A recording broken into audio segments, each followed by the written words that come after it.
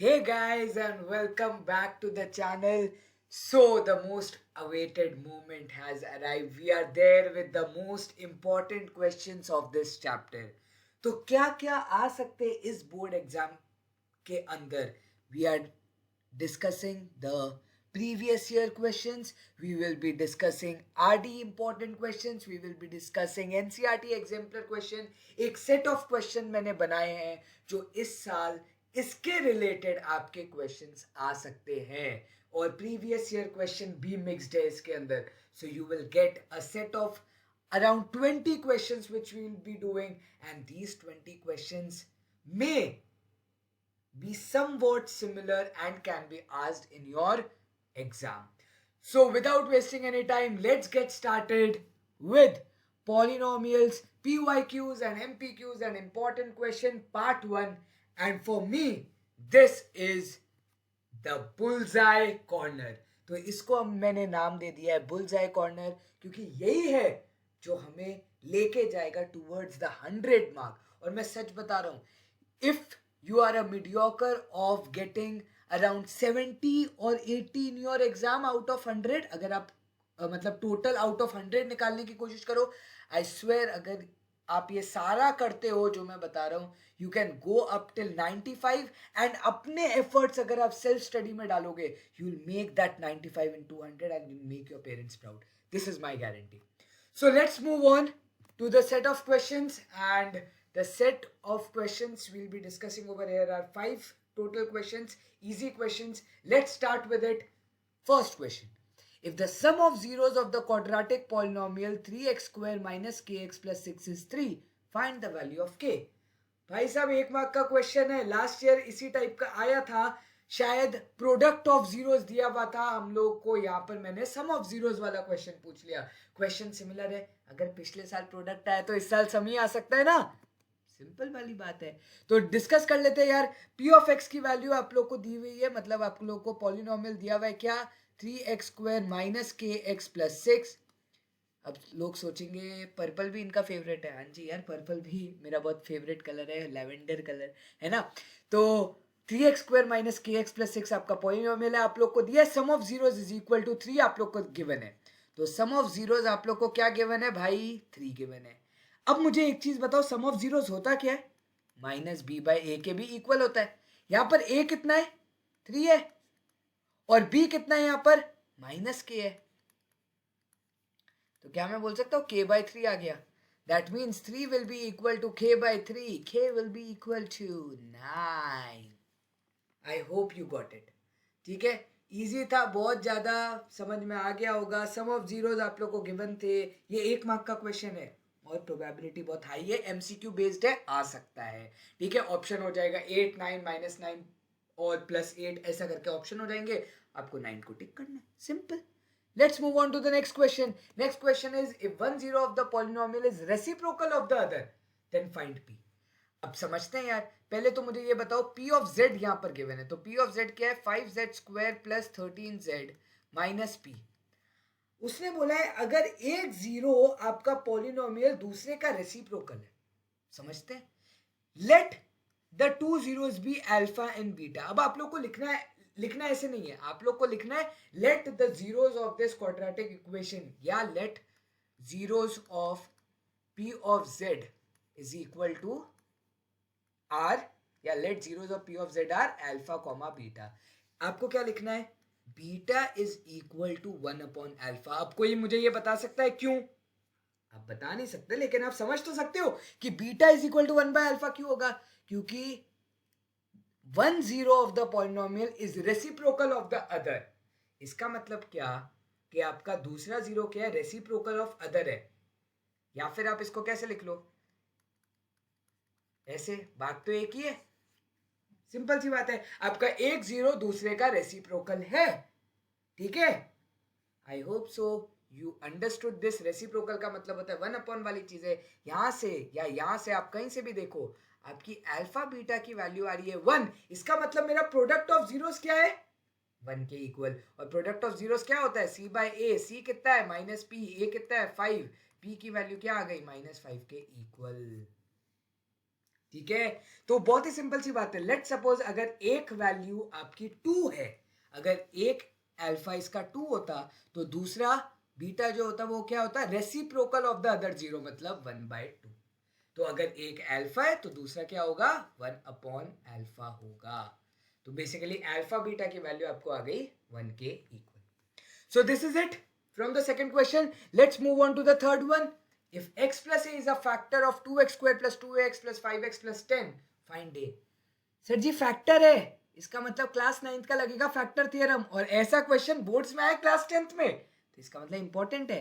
If x plus A is a factor, अगर मैंने आप लोग को पहले से ही बोला था कि आपका क्या है, x प्लस ए फैक्टर है. पहले तो मैं एक पॉलिनोमियल को कॉपी डाउन कर लूँ यहाँ पर, p ऑफ x.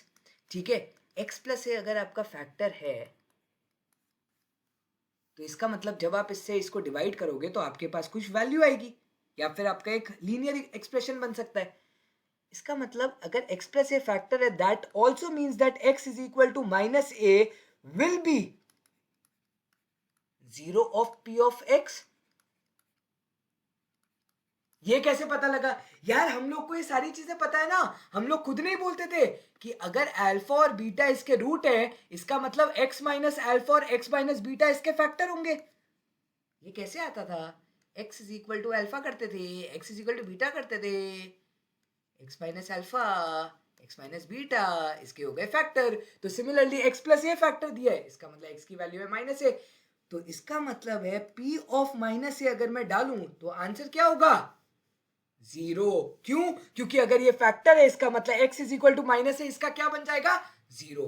जीरो बन गया तो इसको इक्वेट टू जीरो कर दो, x की जगह माइनस ए डाल दो, तो 2 टाइम्स माइनस ए का whole square plus 2a into minus a plus 5 times minus a plus 10. यहां से आ गया आपका 2a square minus 2a square minus 5a plus 10. You guys can see that 5a will be equal to 10, a will be equal to 2. I hope so you got the answer. तो आप लोग को लिख लिया कि x plus a is a factor. अब मैं steps बताया, तो पहले आपको p of x copy down करना है. x plus a is a factor, that means that is, लिख सकते हो आप, that is x is equal to minus a will be zero of p of x. That means next step आप लोग का क्या हो जाएगा, therefore p of minus a is equal to zero, और x की जगह minus a सब्स्टिट्यूट कर देना, a की वैल्यू 2 आ जाएगी, और आंसर स्टेटमेंट जरूर लिखना, therefore the value of a is equal to 2. खत्म. आगे बढ़ते हैं, 2 क्वेश्चन बचे. Find the zeros of the quadratic polynomial. अब ये मैंने क्यों उठाया, क्योंकि प्रीवियस ईयर क्वेश्चन है यार, रूट में आया हुआ है. तो लोगों को क्या होता है ना, जब ये ऐसा देखते हैं ना, यार ये रूट में खेल रहे हैं, मतलब टेंशन आ जाती है. टेंशन वाली बात नहीं है, तरीका बहुत ज्यादा सिंपल है. पहले तो p of x copy down कर लो. ठीक है, √3x² माइनस 8x प्लस 4√3. लगाओ फैक्टराइजेशन. फैक्टराइजेशन सबसे आसान काम है यार. क्या होता है फैक्टराइजेशन, कि आपका जो a और c होता है उसको आपको करना मल्टीप्लाई, मतलब 4√3 इंटू √3 करोगे, आंसर आ जाएगा 12. और क्या आप लोग को खुद से नहीं दिख रहा है यार, 12 कैसे मैं ला सकता हूं 8 में, 6 और 2, सिंपल. लगा दो फिर, √3x² minus 6x minus 2x plus 4√3. यहां से क्या होगा, कॉमन देखो, √3 कॉमन निकालो. क्यों √3 कॉमन आएगा, लोगों को प्रॉब्लम फैक्टराइजेशन में नहीं आती, लोगों को प्रॉब्लम आती है कॉमन आउट निकालने में. तो 6 को आप कैसे लिख सकते हो, 3 इंटू 2. ठीक है, 3 को आप कैसे लिख सकते हो, √3 इंटू √3. इसका मतलब ये 3 आपके क्या बना दिए, 6 बना देंगे.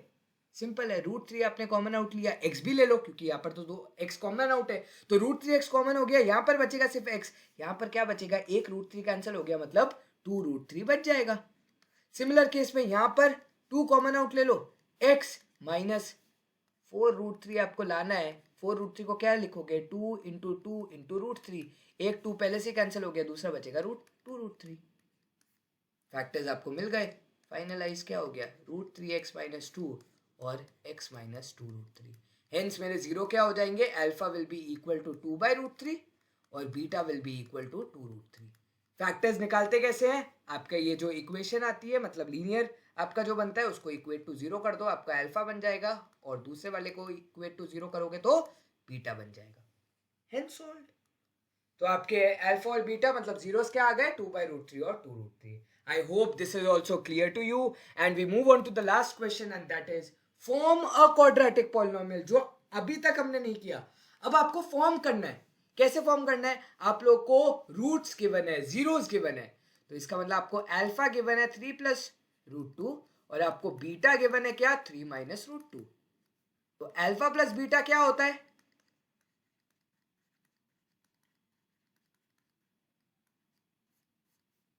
6 इस केस में। और अल्फा इंटू बीटा क्या होगा? 3 plus root two into 3 minus root two. सारे स्टेप्स भी दिखा रहा हूं। आंसर क्या हो जाएगा? 9 minus 4 which is equal to 5। Sorry 9 minus 2 होगा, हाँ 9 माइनस 2 होगा यहाँ पर, which would be equal to 7। ठीक है, तो अल्फा प्लस बीटा आ गया, अल्फा बीटा आ गया। इसका मतलब क्या?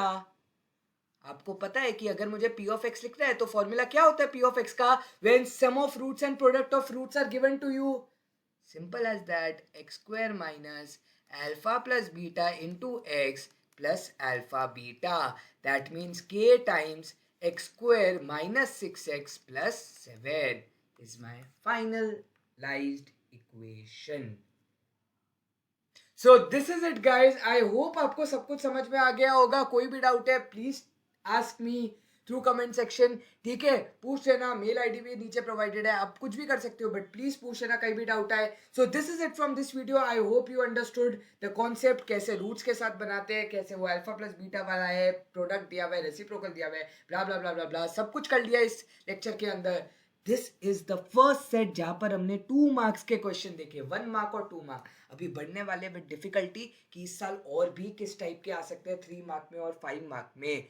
ठीक है, तो उसके साथ हम बढ़ेंगे अगले वीडियो के अंदर। So this is it from this video. This is योजित बसीन signing off from T70। Thank you guys for watching. Meet you in the next lecture. Thank you.